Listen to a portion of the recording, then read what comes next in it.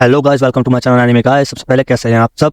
Hope you are feeling good. तो finally वो time आ गया जिसका हम 7 साल से इतनी बेसब्री से इंतजार कर रहे थे। फाइनली वो टाइम आ गया जिसके लिए मेरे और आपके सबके दो मेन फेवरेट कैरेक्टर्स को नर्फ किया गया। फाइनली वो टाइम आ गया जो नारुतो की सबसे बड़ी गलती यानी बोरुतो की स्टोरी का स्टार्टिंग में दिखाया गया था, the end of the age of ninja. तो फाइनली 3 महीने के वेट के बाद the great cataclysm of the ninja world has started. Time skip is here and Boruto's new chapter is here. And today we are going to do a detailed review video of this chapter and हम इस chapter के एक panel को break down करेंगे और आपको इस chapter की एक फुल्ली डिटेल्ड वीडियो देंगे। तो लेट्स गेट स्टार्टेड।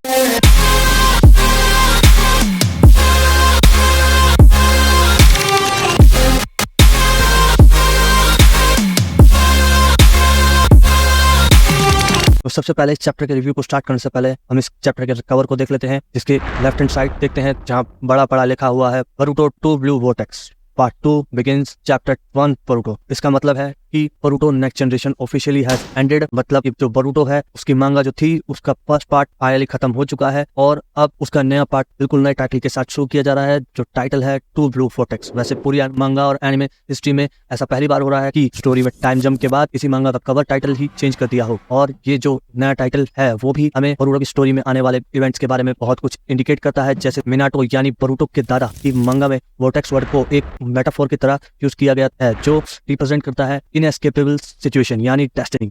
और वोर्टेक्स का जापानीज में मतलब उजुमाकी भी होता है। तो बोरुतो की मांगा का न्यू टाइटल 2 ब्लू वोर्टेक्स सीधा बोरुतो और कावाकी के आने वाले अपकमिंग बैटल को फोरशैडो करता है, जिसके ग्लिम्स हमने मांगा और एनिमे के स्टार्ट में देखे थे। फिर उसके बाद हम कवर के राइट साइड में देखते हैं अपने वन एंड ओनली बोरुतो को, जो अब बिल्कुल एक नए अवतार में है, जिसमें उसके बाल जो हमेशा नीचे रहते थे अब वो खड़े हो चुके हैं, जैसे वो सुपर सैयन बन चुका हो। उसके पास अब सास्के का रोब और उसकी स्वॉर्ड भी है जो शायद उसको सास्के ने दी हो, या फिर कुछ स्पेकुलेशंस या थ्योरीज ये भी बन रही हैं कि ये सास्के की आखिरी निशानी है जो बोरुतो को खुद सास्के ने अपने लास्ट मोमेंट के तौर पे दी है। और सास्के अब बोरुतो को प्रोटेक्ट करते करते मर चुका है। तो उसने इससे पहले चैप्टर में कहा भी था कि अगर उसको जरूरत पड़ी तो अपनी बेटी के लिए वो अपनी आखिरी सांस तक बोरुतो को प्रोटेक्ट करेगा। और बोरुतो इसके अलावा कुछ नई और एक्सेसरीज भी कैरी कर रहा है, जैसे उसके ब्लेजर के राइट साइड पर उसने हिडन लीफ विलेज का सिंबल लगा रखा है, उसके गले में उसके उजुमाकी क्लैन का सिंबल का लॉकेट भी है, और उसने अपने ब्लेजर के लेफ्ट साइड पे 3 प्रिंट्स लगा रखी है, जिसमें एक उसकी बहन हिमावारी का पेंडेंट है जो उसने अपनी बहन की याद में लगा रखा है, और बाकी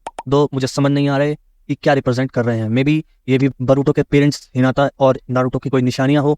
और लास्ट में फिर आती हैं उसकी 2 बेल्ट जो बिल्कुल एकदम बैडस आउटकास्ट प्रोटेक्निस्ट का लुक देती हैं। फिर फर्स्ट पेज पर हम देखते हैं सारदा को जो होकागे ऑफिस के बाहर खड़ी है, और अगर आपने नोटिस किया हो तो पैनल में सारदा का लुक और बाकी सब चीज साकुरा जैसा लग रहा है। तू समझा? हाँ। नहीं, तू समझा नहीं। लेकिन उसकी ड्रेस बिल्कुल आकात्सुकी वाली वाइब दे रही है। मे बी उसने बोरुतो के जाने के गम में आकात्सुकी ज्वाइन कर लिया हो। आकात्सुकी वा त्सुदोत्ता। मजाक था भाई, मजाक था। और हाँ, उसने अपने कानों में उचिहा क्लैन के सिंबल्स के इयरिंग्स और गले में अरुणो क्लैन के सिंबल का चोकर टाइप कुछ पहन रखा है जो उसके पेरेंट्स साकुरा और सास्के को रिप्रेजेंट करते हैं। और उसके कपड़े इताची की तो याद दिला ही रहे। तो नेक्स्ट पेज पे सारदा शिकुमारू जो अब नारुतो के बाद होकागे बन चुका है, उसको बोरुतो की सिचुएशन के बारे में समझा रही है, जिसे नजरअंदाज करके शिकुमारू जो एडा के ओल्डर प्रोटेक्टेंस की पावर से अफेक्टेड है कहता है कि मानता हूं कि हम क्लोज थे, बट बोरुतो ने लाइन क्रॉस की है और वो अब होकागे किलर है और उसने कावाकी को भी मारने की कोशिश की है, तो उससे सजा से कोई नहीं बचा सकता। इससे पहले तो मेरे हिसाब से शिकुमारू को होकागे बनाने का डिसीजन कोई गुड डिसीजन था, क्योंकि अभी कोनोहा के हालात जो चल रहे हैं ऐसे में शिकुमारू जैसा ही कोई हाई लेवल आईक्यू वाला बंदा ही विलेज को संभाल सकता है, और वो नारुतो का राइट हैंड भी था, तो शिकुमारू इज अ गुड चॉइस। लेकिन आप सब कंफ्यूज हो रहे होंगे कि अगर शिकुमारू होकागे है तो उसको बोरुतो को बचाना चाहिए, उल्टा वो तो बोरुतो के पीछे पड़ गया है। तो ये कंफ्यूजन मैं आपकी क्लियर कर देता हूँ। तो करना, परेशान हो गए हम लोग 2.5 साल से, ये भी परेशान हो गए, हम भी परेशान हो गए, करो फिर। कर रहा हूँ भाई, कर रहा हूँ। तो लास्ट चैप्टर में कावाकी नारुतो और हिनाता को मोमोशिकी से बचाने के लिए इसकी के 2 जुत्सु का यूज करके उनको अपने स्पेस टाइम डायमेंशन में कैद कर देता है, और फिर एडा की हेल्प से वो अपने और बोरुतो की पोजीशन चेंज कर देता है, एंड एडा की ओमनिपोटेंस का यूज करके वो पूरे कोनोहा को ये बिलीव दिला देता है कि नारुतो और हिनाता मर चुके हैं और उन्हें मारने वाला बोरुतो है। अब आगे सारदा एक बार फिर कहती है कि जैसा आपको लगता है ऐसा नहीं है, बरूटो ऐसा नहीं है जो लॉर्ड 7 की जान ले। कम से कम उसे अपनी बात रखने का एक मौका तो मिलना चाहिए। जिस पर कोनोहामारू कहता है कि अगर बरूटो ने कुछ नहीं किया तो वो भागा क्यों। आरडा बोलती है कि जिस पर किल ऑन साइट का ऑर्डर हो वो आदमी भागेगा नहीं तो और क्या करेगा, इसलिए ये ऑर्डर वापस ले लीजिए और उसे अपनी बात रखने का एक मौका दीजिए। शिकोमारू कहता है कि आरडा जो भी हुआ वो रूल्स और रेगुलेशन के हिसाब से हुआ, और अगर मैं ऑर्डर वापस भी ले लूं तो कोनोहा के पीपल इससे खुश नहीं होंगे, इसलिए मैं आगे कुछ डिस्कस नहीं करना चाहता और अब तुम अपने मिशन पर वापस जा सकते। ये सुन सारदा गुस्सा होकर वहां से जाने लगती है, बट शिकोमारू उससे कहता है कि तुम्हारा बिहेवियर ऐसा ही रहा तो तुम कभी होकागे नहीं बन पाओगी और हमेशा ज्ञानी नहीं बनकर रह जाओगी। जिस पर सारदा कहती है कि क्या ये सब इसलिए क्योंकि मेरे पापा भी एक ट्रेटर थे बरूटो की तरह। तो शिकोमारू कहता है ऐसा कुछ नहीं है, इसका सास्के से कोई लेना देना नहीं है। तो सारदा अपनी बात कंटिन्यू करते है, कहती है कि जब मेरे पापा ने भी क्राइम कमिट किया और विलेज को छोड़ दिया तो लॉर्ड 7 ही थे जो उन्हें वापस लेकर आए, और वो लॉर्ड 7 ही थे जो एक कैनिन होने के बाद भी होकागे बने। तो मेरे आइडियल आप नहीं लॉर्ड 7 है। ओ भाई क्या रोस्ट किया है, मानना पड़ेगा शिकोमारू की तो जल के काली हो गई होगी, आखिर है तो बेटी सास्के की। It's you two, huh? Bastard! How are you alive? Tell me where Naruto is. I don't know! But you need to pay attention to me right now! My business is with Naruto. Damn it! Not that crap again! First Itachi, then Naruto? You don't give a damn about me, do you? No. Next page में हम देखते हैं Naruto और हिनाता को जो space time dimension में कैद हैं। इस 4 साल के लीप के बाद उनके लुक्स में कोई भी चेंज नहीं है क्योंकि टाइम स्पेस डायमेंशन में टाइम फ्रीज रहता है और उसमें मौजूद कोई भी लिविंग या नॉन लिविंग थिंग्स में हो उसमें किसी भी तरीके का कोई चेंज नहीं आता। लेकिन उसके सामने कोई खड़ा है और वो है कवाकी, जो अपने न्यू डिजाइन में एकदम जबरदस्त लग रहा है। तो कवाकी के इस इमेज में हम देख सकते हैं कवाकी के न्यू डिजाइन में बहुत से चेंजेस हैं, जिसमें कवाकी अब भी जोगन के सिंबल का यूज कर रहा है और साथ ही उसकी लॉन्ग जैकेट की राइट आर्म शैटर्ड है जो शायद से उसके अपने हाथ को ट्रांसफॉर्म करने से हुआ होगा। एंड सबसे मेन कि कवाकी अब टाइम स्पेस डायमेंशन में फ्रीली मूव कर सकता है। इसका मतलब वो इश्की के 2 जुत्सों को मास्टर कर चुका है और इवन इश्की को भी सरपास कर चुका है। देन नेक्स्ट पैनल में हम देखते हैं कि सुमिरे जो सारदा के साथ है, सारदा से कहती है कि तुमने फिर ट्राई किया बट उन्हें शिकोमारू को ब्लेम नहीं करना चाहिए क्योंकि पूरा विलेज ओमनिपोटेंस के कंट्रोल में है और उन्हें लगता है कि कवाकी ही लॉर्ड 7 का रियल बेटा है। जिसके रिप्लाई में सारदा कहती है कि सबको लगता है कि बरूटो एक अनग्रेटफुल आउटसाइडर है जिसने पूरे विलेज को धोखा दिया, और वहीं दूसरी तरफ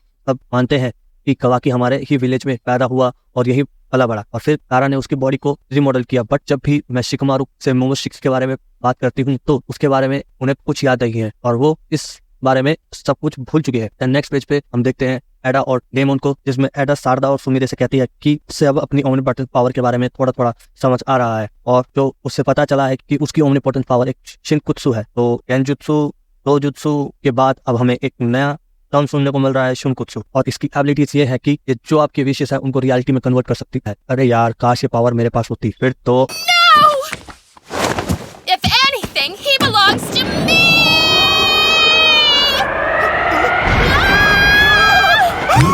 अरे ये सब छोड़ो, चलो आगे। फिर एडा बात कंटिन्यू करते हुए कहती है कि ये पूरी सिचुएशन कवाकी की विश का रिजल्ट है जिसने पूरे कोनोहा की मेमोरी को चेंज करते हुए उनके माइंड में बरूटो और कवाकी की पोजीशन स्वैप कर दी है। जिस पर सारदा कहती है कि कोई तो तरीका होगा ये सब ठीक करने का, सब कुछ पहले जैसा नॉर्मल करने का। जिसके रिप्लाई में एडा कहती है कि नहीं, मैं नहीं जानती, और अगर तुम सबको समझाने की कोशिश भी करोगे तो सब यही समझेंगे कि तुम्हारा दिमाग खराब हो चुका है, और अगर मैं सबकी मेमोरी रीराइट करने की कोशिश भी करूँ तो वो भी रिस्की है क्योंकि मेरी पावर्स अभी मेरे कंट्रोल में नहीं है। फिर वो आगे कंटिन्यू करते हुए कहती है कि वैसे मेरी पावर्स का तुम दोनों पर कोई असर नहीं हुआ, जबकि तुम दोनों तो ओत्सुकी भी नहीं हो। फिर वो आगे बोलती है कि ओमनिपोटेंस और मेरी चार्म पावर ओत्सुकी पर काम नहीं करती, जैसे डायमंड जो मेरी ब्लड लाइन शेयर करता है, लेकिन तुम दोनों लड़कियां बहुत अलग हो, तुम अपनी पास्ट की सारी मेमोरीज याद कर सकती हो। और फिर वो पूछती है कि क्या तुम दोनों मेरी पावर्स से चार्म भी थी। ये सुन के सारदा और सुमिरे को ये याद आता है कि शिकोमारू ने उसकी मेमोरी ऑल्टर होने से पहले उनसे कहा था कि एडा और डेमोन को पता नहीं चलना चाहिए कि तुम पे एडा की पावर का कोई असर नहीं होता, क्योंकि अगर उन्हें पता चला तो डेमोन तुम्हें मार देगा। और ये याद करके सुमिरे एडा से कहती है कि बस करो, हम तुमसे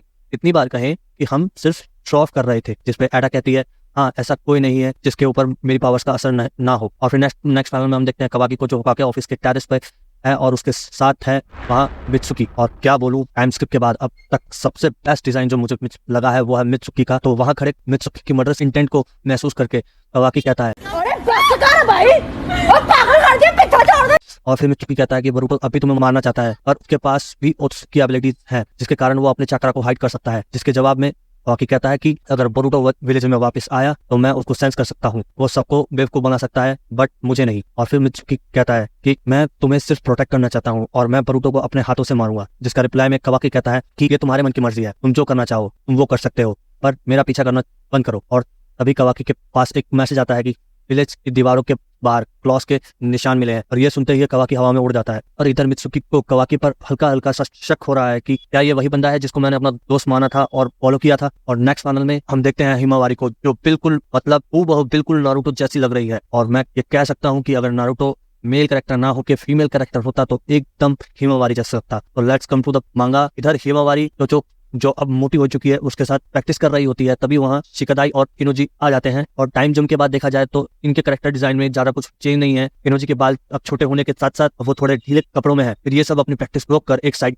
बैठ जाते हैं और बातें करने लगते हैं, जिसमें किनोजी बोलता है कि हिमावारी तुम एकदम इतनी स्ट्रॉन्ग क्यों बनना चाहती हो। जिसके जवाब में हिमावारी कहती है कि अगर मैं सच कहूंगी तो पूरा विलेज मुझ पर गुस्सा होगा, बट मैं बोरुटो की मदद करना चाहती हूँ। ये सुन चोचो, किनोजी और शिकादाई तीनों एकदम चौंक जाते हैं। और शिकादाई कहता है कि हिमावारी, बोरुटो ने तुम्हारे डैड को मारा है। जिस पर हिमावारी कहती है मुझे नहीं लगता जिस आदमी ने मेरी और मेरे डैड की जान, अपनी जान दांव पर लगाकर बचाई हो, वो आदमी ऐसा कर सकता है। इसके पीछे कोई ना कोई रीजन होगा, और अगर मैं सही हूँ इस टाइम सबसे ज्यादा परेशानी में बोरुटो है।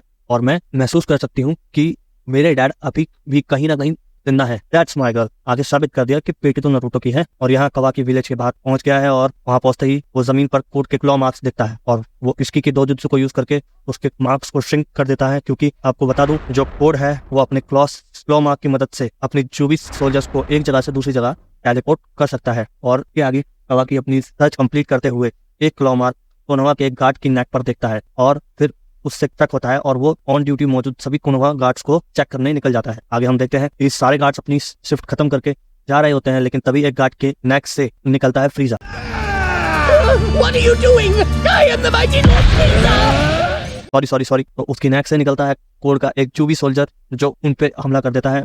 और देखते ही देखते एक के बाद एक चूबी सोल्जर निकलने लगते हैं और पूरे कोनोहा पे अटैक करने लग जाते हैं। पूरे कोनोहा में हड़कंप मच जाता है, और तभी एक चूबी सोल्जर कोनोहा की एक लेडी पर हमला करने वाला ही होता है। तभी वहां पहुंचता है हमारा नारुतो की नाजायज औलाद यानी कवाकी, जो वहां पहुंचते ही चूबी सोल्जर्स पर हमला शुरू कर देता है। और इधर शारदा भी फुल एक्शन में है, लेकिन तभी वो देखती है कोड के चूबी सोल्जर्स में से एक सोल्जर निकल रहा है, और तभी एंट्री होती है हमारे bad boy which is none other than code. वैसे टाइम स्किप के बाद कोड के डिजाइन में भी कुछ ज्यादा फर्क नहीं है, बस अब उसकी लेफ्ट आई पर एक कट का निशान है, जो शायद से दिया होगा बोरुटो ने या फिर सास्के ने। और मेरे पास इसको लेकर कुछ थ्योरीज हैं जो हम एक्सप्लेन करेंगे अपनी नेक्स्ट वीडियो में। तो हम अपनी वीडियो को कंटिन्यू करते हैं। तो नेक्स्ट पेज में शारदा कोड से कहती है कि तुम यहाँ क्यों आए हो, जिसके जवाब में कोड बोलता है कि मैं बोरुटो की तलाश कर रहा हूँ। जिसपे शारदा बोलती है कि वो यहाँ नहीं है, वो 3 साल पहले ही विलेज छोड़ के जा चुका है। जिसपे कोड बोलता है हम मालूम है तेरे बाप को मत सिखा। वो बोलता है कि मैं पिछले 2 साल से बोरुटो का पीछा कर रहा हूँ, मुझे लगता है कि वो भागते भागते थक गया है। तो कोड की बात का जवाब देते हुए शारदा बोलती है कि मैं तुम्हें पहले ही बता चुकी हूँ कि बोरुटो रीफ विलेज में नहीं है, क्यों ना तुम उससे कहीं और ढूंढो। जिसपे कोड शारदा को बोलता है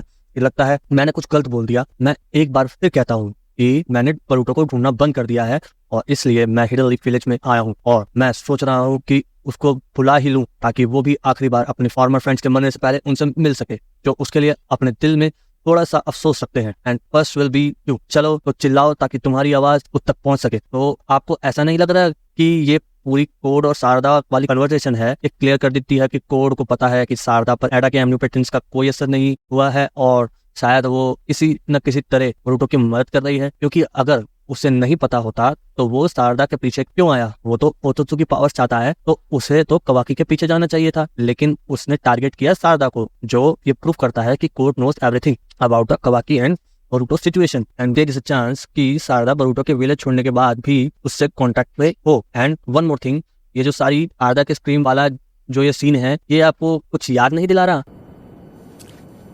ナルト早く来てよお願いナルト